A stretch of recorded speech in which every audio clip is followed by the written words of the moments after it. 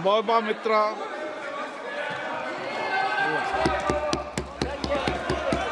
Srimati Mahua Moitra. Thank you. Honorable Speaker, sir, my esteemed colleagues in the 18th Lok Sabha, I stand here on behalf of my party. Mr. Prime Minister, Honorable Prime Minister, I would really request you, since you've been here for the better half of 1 hour, ये भी सुनते हुए जाइए sir, डरिए मत sir, डरिए मत, 2 बार आ गए sir. You came to my area twice during the campaign, sir. आज तो सुन के जाइए sir. Never mind, my bad luck. Honorable Speaker, sir, Rahul.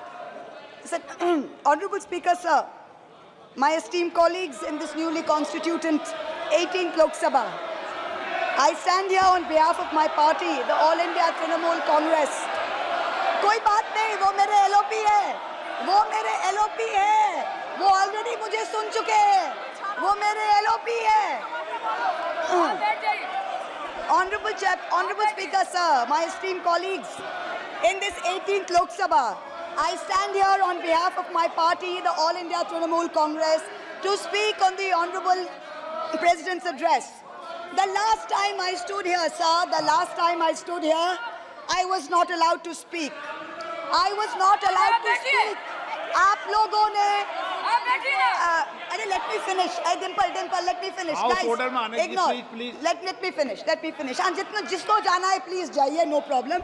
The last time I stood here, I was not allowed to speak. But the ruling party has paid a very heavy price for throttling the voice of one MP.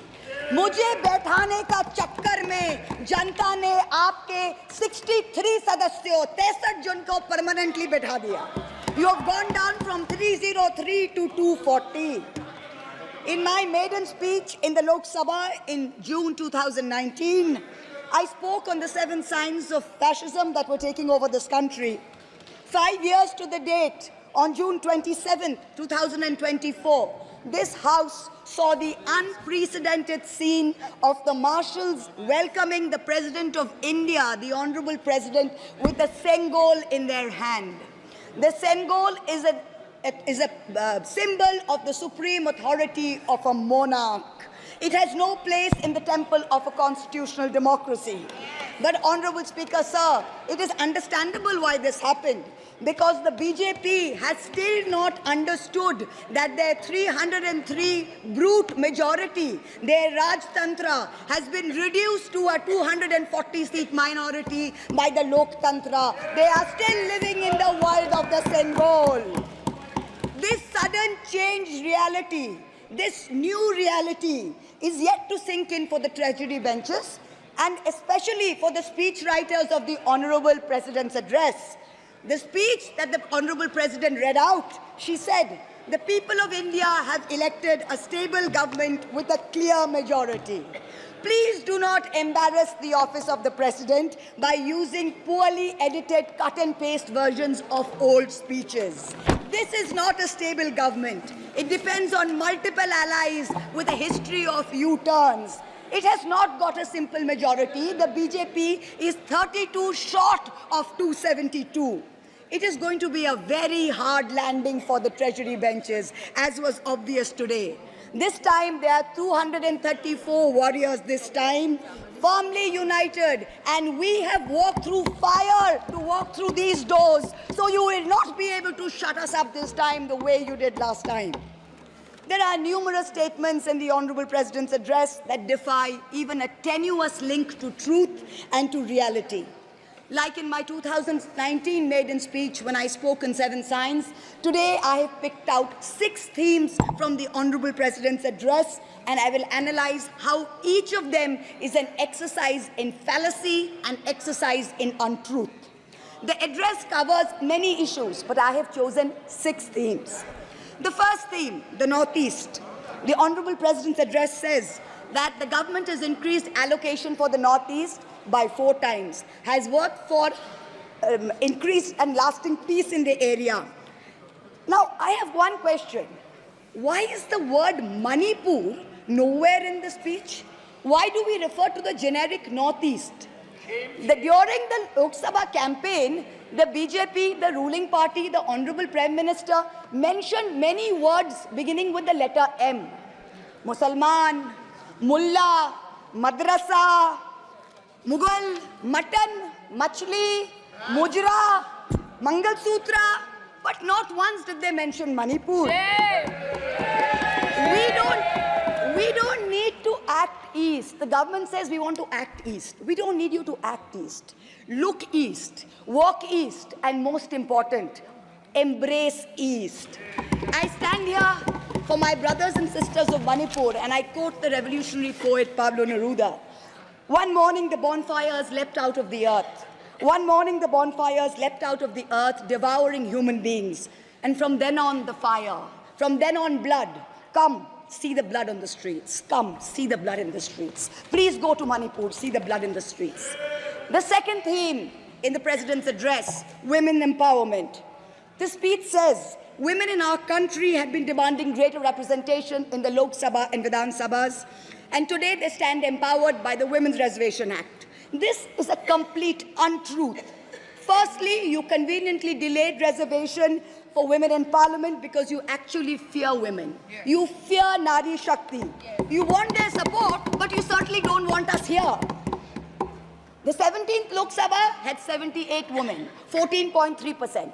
The 18th Lok Sabha, this Lok Sabha, has only 74 women. 4 women less than last time, only 13.6%.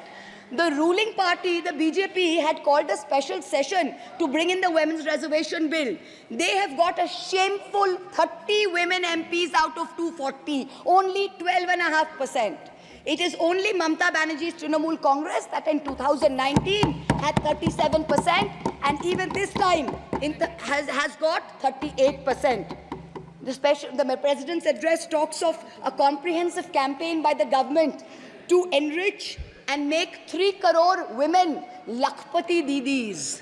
All that we have seen so far is a far more comprehensive campaign to make 1 Arabpati Dada. I'm sure I don't need to take his name in this house. I'm sure we all know who we are talking about. The third theme, Kashmir. The address mentions that after decades of shutdowns and strikes, the Kashmir Valley has voted in an atmosphere of stability and security. But if abrogating Section 370 was such a good idea, why did the ruling party, the BJP, not even dare to put up candidates in the 3 valley seats of Anantnag, Baramulla and Srinagar?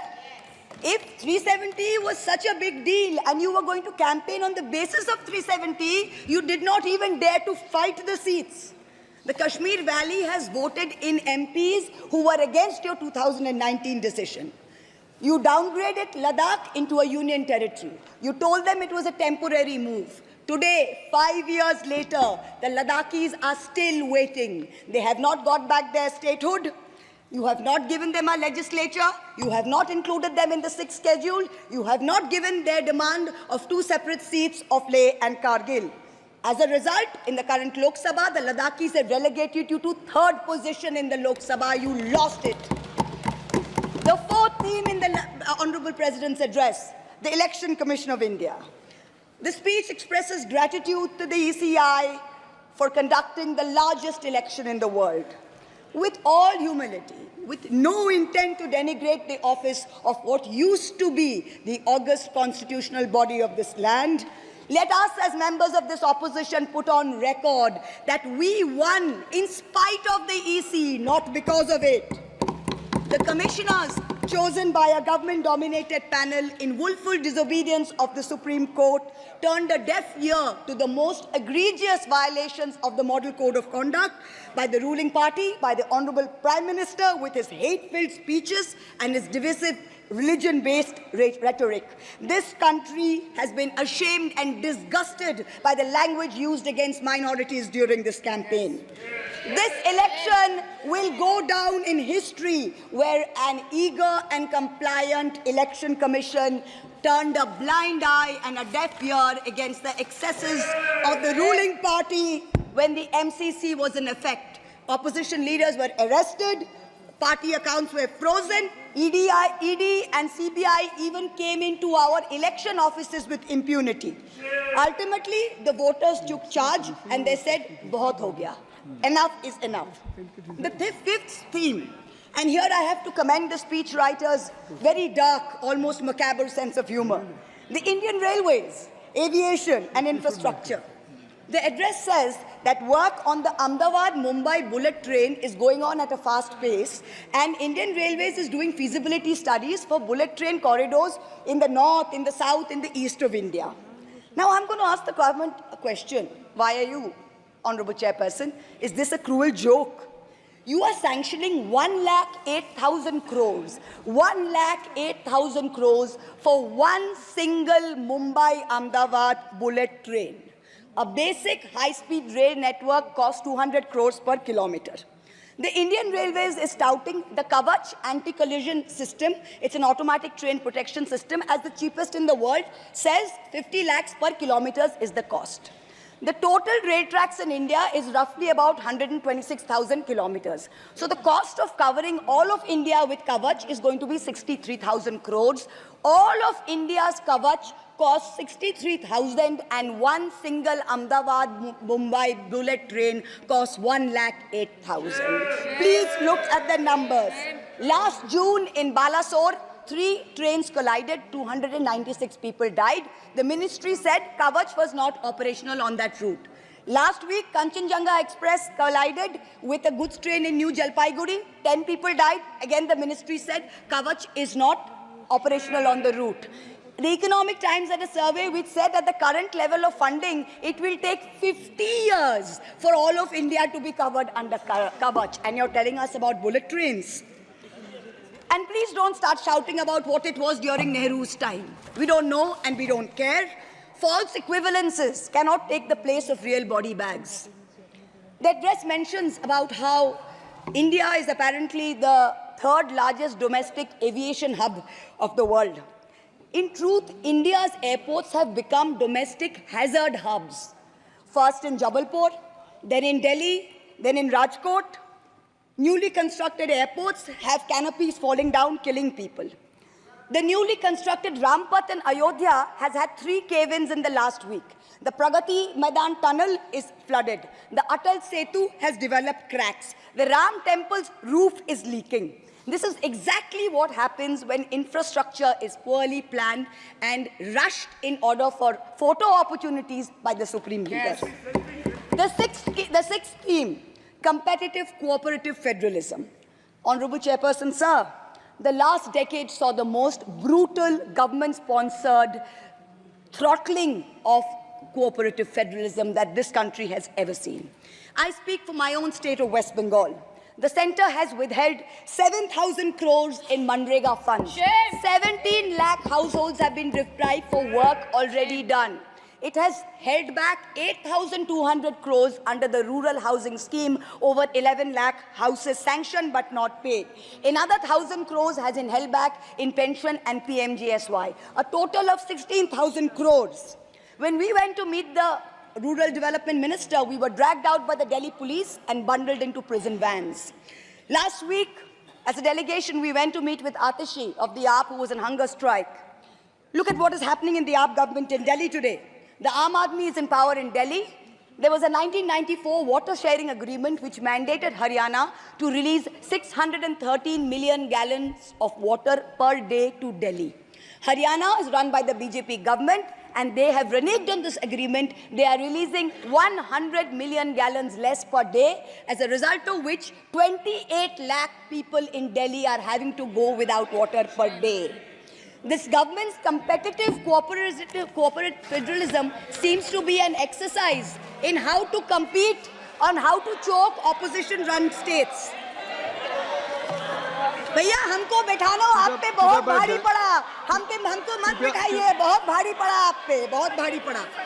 The government spent the past 5 years. Honourable member, kindly you address to the chair. The government spent the first 5 years in almost perfecting an elected autocracy. And by the end of 2023, this government had reached the pinnacle of their arrogance, where this parliamentary democracy was replaced by a monstrous super cult, the cult of the supreme leader. the non-biological leader, born of the Paramatma, who stood in this house and proclaimed, "Ab ke baar 400 par, and ek akela kitno pe bhari pada." This was the turning point. This was the turning point when the destiny of the ruling party changed. Whether in Greek mythology, whether in Indian mythology, if you act with arrogance towards the gods, you will be punished. We have 33,000 gods in India. But in our democracy, the most supreme of them is the Gana Devata, the Lord of the people, and they have punished you. You may have formed the government again, but yours is a Pyrrhic victory, a victory which inflicts such a devastating toll on the victor that it is tantamount to a defeat. In Bengal, the supreme leader started his Vijay Sankalp Yatra on March 1st in the constituency of Arambagh, then came to Krishnanagar, then came to Barasat, ended on May 29th in Calcutta. मेरे ऊपर तो विशेष कृपा की उन्होंने दो बार आए. The BJP lost all these seats. The Honorable Prime Minister did 23 campaign meetings in Bengal and lost in 20 seats. In Maharashtra, the Honorable Prime Minister campaigned in 18 seats. The NDA lost in 15 of them. Ek akela kitno pe bhari pada. In Punjab, he campaigned in Hoshiarpur, in Jalandhar, in Patiala, in Gurdaspur. The BJP all lost all the 4 seats. Ek akela kitno pe bhari pada. In Rajasthan, he campaigned at Banswara with the most disgraceful references to Muslims. In outright violation of the law, the EC kept quiet. Not only did the BJP lose Banswara by over 2 lakh votes, the BJP, which had won 25 on 25 in 2019 and won the state government only months ago, came down to 14 seats. Ek akela kitno pe bhari pada. 3 states, Uttar Pradesh, Maharashtra and Bengal, account for 170 seats. That is exactly 1/3 of India. The BJP won in only 54 of them. Ek akela kitno pe bhari pada. In 2019, the Prime Minister, the Honorable Prime Minister, had taunted the now leader of the opposition by saying that he must have used a microscope to find that one single seat in India where the minority were in majority.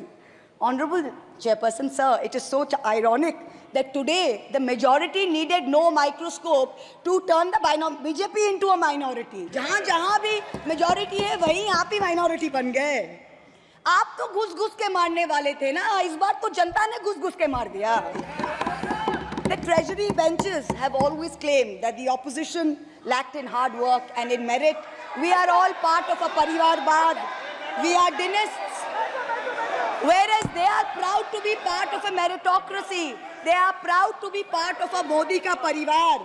How ironic is it today that 20 ministers in the union cabinet are dynasts? How ironic is it that the Honorable Prime Minister has to take to social media himself to tell people that no, it is not Modi ka parivar, it is NDA, the Nitish Naidu Dependent Alliance. In January, the Honorable Prime Minister consecrated the unfinished Ram temple in Ayodhya. He said he was tasked with the divine duty of bringing Ram Lalla home. The Ram Mandir was going to ensure that not only would the BJP cross 400 seats, but that this government would last 1,000 years. The last time in history that we heard of a 1,000-year vision was during the Third Reich. This was the second time that we've heard of it. But then ultimately, Lord Ram said, stop, not in my name. Oti dorpe hoto Lanka. Too much arrogance, too much pride caused you to lose the kingdom of Lanka. The BJP lost in Ayodhya, Faizabad, where the temple is. It lost in Banda Chitrakoot, where Lord Ram meditated. It lost in Shravasti, where the son of the Honorable Prime Minister's ex-secretary said, my father has built the temple, campaigned in his name, you lost there. All the seats around Ayodhya, Basti, Sultanpur, Ambedkar Nagar, the BJP lost. ये तुम लोगों के नाम जपो में पहले सा आराम नहीं. ये तुम लोगों के नाम जपो में पहले सा आराम नहीं. जबरदस्ती के जय श्री राम में सब कुछ है, पर राम नहीं. जबरदस्ती के जय श्री राम में सब कुछ है, पर राम नहीं. Today in India, there are 2 types of leaders. Those of us who come via the voting machine, and then there are many who come via the washing machine. There are still people who say Wait, you don't know Modi ji. Wait 6 months and see. The BJP will get 300 members. To them I say, no, this will not happen this time. Because every potential turncoat will have to choose between temporary greed or fear and between permanently becoming politically irrelevant.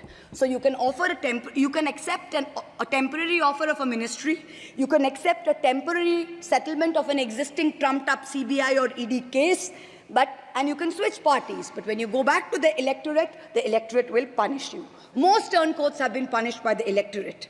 Also this time, India has very large, solid bloc components. The Congress has 100 seats. SP has 37 seats. Trinamool has 29 seats. DMK has 22 seats. NCP and UPTA have 17 seats. So this is not a ragtag bunch of members that you can lure away. This is a solid bloc. So yes, it's a question of time. But the question is not whether they will get 300. The question is when people will join us and we will cross 272. The ruling party's politics have always been along the lines of religious hate and ethnic divisiveness. But even at the height of their power, when they got 303 seats, 1 out of 2 Hindus had not voted for the BJP. This time, even in their core Hindi heartland, their core voters have deserted them. The Muslims in India, over 250 of them, called infiltrators, called terrorists in the land of their birth, waited silently, patiently, and bided their time. And in one voice during this election, in every state, they stood up and they told the government, and I quote the poet Puneet Sharma, "Hindustan se mera seedha rishta hai.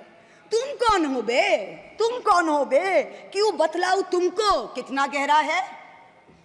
The Dalits, whom the BJP paid lip service to for so many years, realized that even the talk of 400 seats meant that Baba Sahib Ambedkar's constitution was in danger, and they deserted the party. The Marathas, whom the BJP coalition had tried so desperately to woo, realized that their promises were worth nothing. The BJP and its allies lost 7 out of 8 seats in Marathwad. The Jats, the careers of their youth at risk with this ill-conceived Agniveer scheme, their farming livelihoods threatened, their female wrestlers manhandled. They vented their ire at the ballot box. Ultimately, it was the BJP's policies of exclusion, not inclusion. You wanted to exclude everybody, and that was your undoing. You didn't need Muslims. You trampled on Dalits. You ignored farmers. You ignored Jats. You marginalized Kashmiris. Well, they consolidated their voice during this election pan-India, and today they don't need you. That's the message they've given you during this election. ये देश ही अपना हासिल है जहां राम प्रसाद भी बिस्मिल है. मिट्टी को कैसे बांटोगे? सबका ही खून तो शामिल है. That's what they said. You can't divide us. You can't do it anymore. This new India, this new frame of reference is going to be very hard for a lot of interest groups. Perhaps the first casualty is the legacy media. The Godi media was its own worst victim. The brown-nosing TV anchors and online trolls lied, spread fake information, amplified the government's propaganda. So-called psephologists who actually had printing contracts from the government of India were on TV 24/7 acting like the election was a done deal. There was no need for voting. The BJP had already won. Media moguls organized conclaves where they prostrated themselves before the Vishwa Guru. Anchors used staged interviews and set up scripts. In short, the media had lost all credibility. So when you asked the people during surveys which way they voted, they didn't trust you and they didn't tell you the truth, which is why you got it wrong. Ram Kamal Jha, the editor of the Indian Express, remarked that some media owners were so comfortable on their knees that it hurts to stand up. To them we say, please stay where you are. There is a new generation of journalists in India today with spine, with integrity, and with courage. A media you have done your best to silence with fake cases and attempts and censorship, but they have survived and they will thrive in the digital space. I will also touch upon another pillar in our democracy, the judiciary. 2 days ago, the Honorable Chief Justice of India, while on a visit to Calcutta, remarked that judges were not deities. They are here to dispense justice with compassion. Just as one can't be partly pregnant, you either are or you're not, justice and democracy too must be absolute. They cannot partly be in effect. The retirement age for High Court justices is 62, and the retirement age for Supreme Court judges is 65.